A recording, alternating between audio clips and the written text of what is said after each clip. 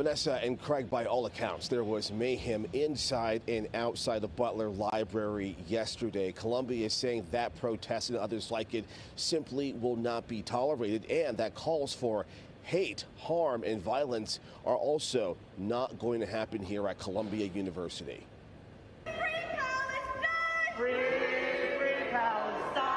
Pretty much all of a sudden, they started an uprising inside the library. They started putting graffiti on walls and apparently also emptying entire bookshelves.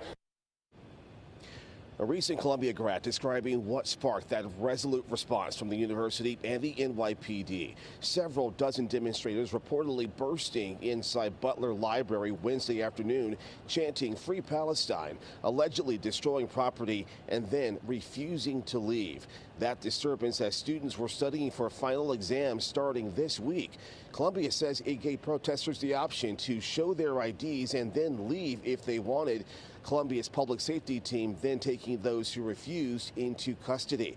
And then more tensions outside Butler, leading the university to request NYPD backup.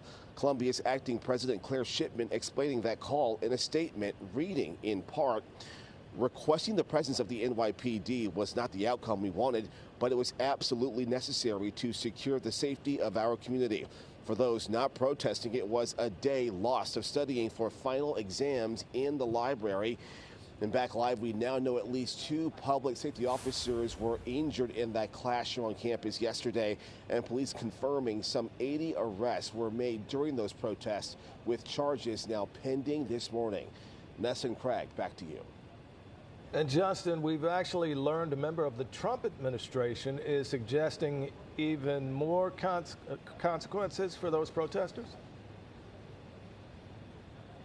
Craig, that's right. The Secretary of State, Marco Rubio, announcing on the social media platform X that the visa statuses of those protesters is now going to come under scrutiny as a result of those protests. This comes to, as we know, that former Columbia student, graduate Mahmoud Khalil, is now facing deportation for taking part in Gaza protests here just last year. We're live in Morningside Heights. Justin Finch, Pix 11 News. Back to you.